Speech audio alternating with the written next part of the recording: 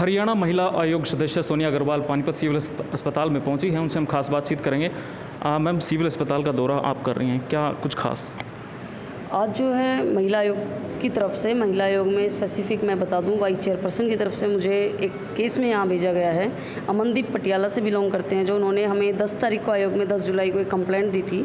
और उस कंप्लेंट में जो है सिमरन हॉस्पिटल को लेके एक मैटर था कि गर्भपात जो है उस हॉस्पिटल में करने की बात उन्होंने बताई। अमनदीप जो है खुद वहाँ एक स्टिंग करके आए, एक महिला को अपने साथ लेके गए और उन्होंने सिमरन हॉस्पिटल में प्रभजीत, जो कि हॉस्पिटल में डॉक्टर हैं और हॉस्पिटल को चला भी वो खुद ही रही हैं, हॉस्पिटल की मालिक भी वो खुद ही हैं, वो उनको मिलती हैं। और जब उनसे पूछा जाता है कि यहाँ क्या गर्भपात होता है, तो वो बिल्कुल क्लियर बोलती हैं कि हाँ, यहाँ ये काम होते हैं, पहले भी हमने ये काम किए हैं, और दूसरा जो है 15,000 रुपये अगर आप दोगे तो हम ये काम कर देंगे। और उन्होंने जो अमनदीप का हमें बताना है कि 15,000 रुपये के लिए उन्होंने जैसे उनको येस किया स्टिंग करने के लिए सिर्फ, तो वो कुछ टैबलेट्स भी उस महिला को देती है कि ये खा के आना और 3-4 दिन बाद आना, तो हम कर देंगे ऐसा। तो उन्होंने पूछा कि अगर नॉर्मल करोगे ऑपरेशन से, तो उन्होंने कहा नॉर्मली कर देंगे, और जो बच्चा होगा उसको कहीं भी कूड़े में या कहीं भी कचरे में या नाले में डाल देना। तो इस तरह की कंप्लेंट हमारे पास आई है। तो इस पे आज जो है सीएमओ साहब को और डीएसपी साहब को साथ लेके हमने हॉस्पिटल का दौरा किया। वहाँ स्थितियाँ बहुत नेगेटिव मिली हमें। लेटेस्ट केस भी वहाँ एक देखने को मिला, वो भी डिससेटिस्फाई था। उनके भी जो है बच्चे की कहीं ना कहीं हॉस्पिटल में हत्यारा हॉस्पिटल ही माना जा रहा है, पैसों के लिए वो उस पेशेंट को छुट्टी तक नहीं दे रहे थे। तो इसमें जो है एक टीम गठित की गई है सिविल हॉस्पिटल में 4 लोगों की, और इन्वेस्टिगेशन अभी अंडर इन्वेस्टिगेशन चल रहा है। मैम, सिमरन हॉस्पिटल की तरफ से भी जिन्होंने कंप्लेंट दी है उनके खिलाफ ब्लैकमेलिंग का आरोप लगाया था, मीडिया में भी खूब चर्चा हुई थी। और गर्भपात की अब उन्होंने जब बात कबूल की है, तो जब गैर कानूनी है तो ऐसा क्यों हो पा रहा है? क्या कार्रवाई उस पर होगी? मैं बिल्कुल आपको एक चीज़ बिल्कुल स्पष्ट बोल रही हूँ। मैंने अभी एक वर्ड 2 मिनट पहले आपको बोला कि अंडर इन्वेस्टिगेशन। जो हमने देखा वो हमने आपको एक एक चीज़ बताई। अंडर इन्वेस्टिगेशन मीन्स आप समझ सकते हैं कि दोनों चीज़ें अभी परिस्थितियाँ बहुत क्लियर नहीं हैं। हम देख के किसी चीज़ को नहीं बोल सकते कि ये ऐसा हो रहा है। हर चीज़ विद एविडेंस, विद प्रूफ और विद इन्वेस्टिगेशन जब हमारी फाइल पे होगी, तभी हम स्थिति साफ कर पाएंगे कि इसमें 100% हॉस्पिटल जिम्मेदार है या कंप्लेनेंट अमनदीप जिम्मेदार है। तो मैं बिल्कुल आपको अभी क्लियर नहीं कर रही इस बात को कि रिस्पॉन्सिबल कौन है। जो भी रिस्पॉन्सिबल हो, चाहे वो हॉस्पिटल हो या अमनदीप हो, उसको बख्शा नहीं जाएगा। उन्होंने एक सीसीटीवी फुटेज भी जारी किया ब्लैकमेलिंग की, जिसमें सीधे सीधे तौर पे वो 1-2 लाख रुपए मांगने की बात कर रहे हैं। तो क्या ये मामला वाकई में ऐसा हुआ है? वहाँ पे पैसे मांगे गए हैं डॉक्टर्स? आज जो है अमनदीप ने जो कंप्लेंट दी थी प्रभजीत को लेके, निश्चित रूप से अमनदीप वहाँ जाता है। वो इस चीज़ को अभी डिनाई नहीं कर रही है डॉक्टर, वो बोल रही है कि अमनदीप वहाँ आया, पैसे उसने मांगे, उस चीज़ को भी वो डिनाई नहीं कर रही है डॉक्टर। कहीं ना कहीं घुमा के बोल रही है कि मैंने ये पैसे जो है डिलीवरी को लेके मांगे। तो कहीं ना कहीं मामला बहुत संगीन है। मेरे को लगता है इसमें 50-50 सब कुछ चल रहा है। कहीं ना कहीं हॉस्पिटल हो सकता है इस टेंडेंसी से ही खोला गया हो कि वो एक दुकान है, क्योंकि हॉस्पिटल की कंडीशंस मेरे को जहाँ तक मैंने पर्सनली देखी, मेरे को बढ़िया नहीं लगी। तो हॉस्पिटल 90% शक के दायरे में है, और इस पर फेयर इन्वेस्टिगेशन दे के हम आपको क्लियर कर देंगे। अमनदीप ने जो कंप्लेंट दी है, क्या उससे भी आपने कुछ पूछताछ की है? क्योंकि उस पर भी ब्लैकमेलिंग के आरोप लगे हुए हैं। क्या उनके कुछ मोबाइल्स वगैरह चेक किए गए हैं?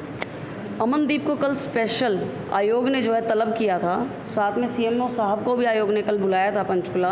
तो ऐसा नहीं है कि सिर्फ हम डॉक्टर पे ही शिकंजा कसे हुए हैं। हमारी डॉक्टर से कोई पर्सनली जानकारी नहीं, हमारे लिए वो भी नया है, अमनदीप भी नया है। हमारे लिए सिर्फ मायने रखता है कि फेयर इन्वेस्टिगेशन, जो मुजलिम है उसको बख्शा नहीं जाएगा, वो चाहे अमनदीप हो या डॉक्टर।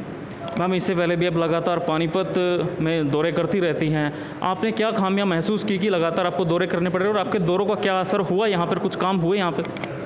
पानीपत लगातार दौरे में जो है, आप बोल रहे हो कि मैं लगातार दौरे कर रही हूँ, क्या खामियां हैं? खामियों के कारण मैं दौरे नहीं कर रही। मेरा काम है, मैं आऊँगी और आती रहूँगी। लेकिन हाँ, मेरे आने से अगर किसी की कंप्लेंट पे कोई बढ़िया कुछ हम काम कर पाते हैं, तो हमारा आना सिर्फ इसीलिए है कि पब्लिक अगर कहीं परेशान अपने आप को साबित करती है या महसूस कर रही है, तो उससे कुछ हम रिलीफ देने के लिए आते हैं कि महिलाएँ, हमारी बेटियाँ, हमारे बच्चे सुरक्षित रहें। महिलाओं की सुरक्षा की दृष्टि से महिला थानों का जो शुभारंभ किया गया था, अभी भी महिलाओं को जो न्याय मिलने में देरी कई बार हो जाती है, तो उस पर आप क्या कुछ अलग से कुछ कहेंगी?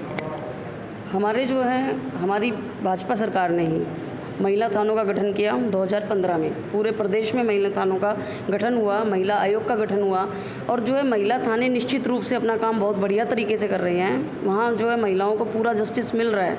बस एक आधा केस कहीं पे कई बार जो कंप्लेनेंट है वो जो है इन्वेस्टिगेशन ज्वाइन नहीं कर पाती, तो पुलिस कहीं ना कहीं परेशान हो जाती है।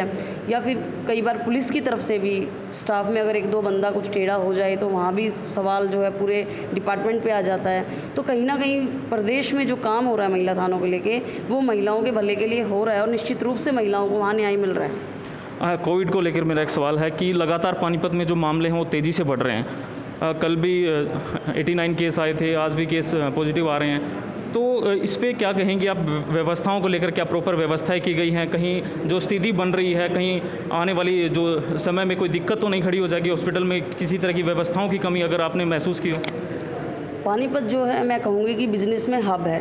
आप सबको पता है कि पानीपत में इंडस्ट्रीज़ बहुत ज़्यादा हैं, हमारे पास लेबर क्लास बहुत ज़्यादा है, इंडस्ट्रीज़ में काम करने वाले लोग जो हैं अलग अलग स्टेट से आए हुए हैं। तो कहीं ना कहीं जब माल कहीं जाएगा, व्यवस्थाएं खुलने के बाद, कोविड में लॉकडाउन खुलने के बाद जब पूरी तरह से व्यवस्थाएं खुल गई हैं तो बंदा बाहर आ भी रहा है, जा भी रहा है, तो निश्चित रूप से हम नहीं कह सकते कि ये केसेस बहुत ज़्यादा बढ़ रहे हैं। तो जिस तरह के हमारा यहाँ का इन्वायरमेंट है, केसेस बढ़ तो रहे हैं, ये दुख की बात है बहुत हमारे शहर के लिए, पानीपत के लिए।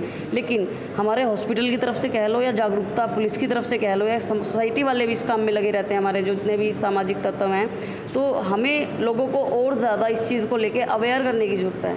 अभी जो है कोविड चल रहा है तो सिर्फ हमें ज़रूरत है लोगों को उसके अनुसार जो है कैसे जीना है, अपने आप को कैसे चेंज करना है, मास्क के साथ, सोशल डिस्टेंसिंग को ध्यान में रख के, और किस तरह से हम उससे बचें, क्योंकि ये कम्युनिटी स्प्रेड हो चुका है। अब इंडिविजुअल पॉइंट नहीं है, हमें नहीं पता, आपको नहीं पता कि अब वो कहाँ से शुरू हो सकता है। तो हमें जो है खुद को सर्वाइव करना है कोविड के साथ, तो इसके लिए ज़रूरी है लोगों में जागरूकता फैलाना। अगर जागरूकता फैलेगी तो निश्चित रूप से ये जीरो पे आ जाएगा। बहुत बहुत शुक्रिया हमसे बात करने के लिए। तो ये थी सोनिया अग्रवाल, महिला आयोग सदस्य, जिनका साफ तौर पर कहना है कि जो कोविड का जो महामारी जो लगातार बढ़ रही है उसमें कहीं ना कहीं आम जनता को भी सतर्कता बरतने की ज़रूरत है। वहीं आपको बता दें कि अभी महिला आयोग की सदस्य सोनिया अग्रवाल सिमरन हॉस्पिटल में भी दौरा करने गई थी। वहाँ पर एक मामला जो ब्लैकमेलिंग का और वहाँ पर गर्भपात का मामला सामने आया था, जिसको लेकर वो वहाँ पर दौरा करने पहुँची थी। उन्होंने बताया कि अंडर इन्वेस्टिगेशन मामला है, जल्द से जल्द जो भी इसमें दोषी पाया जाएगा उसके खिलाफ सख्त कार्रवाई की जाएगी। कैमरामैन नवनीत के साथ मैं सचिन शर्मा, पंजाब केसरी टीवी, पानीपत।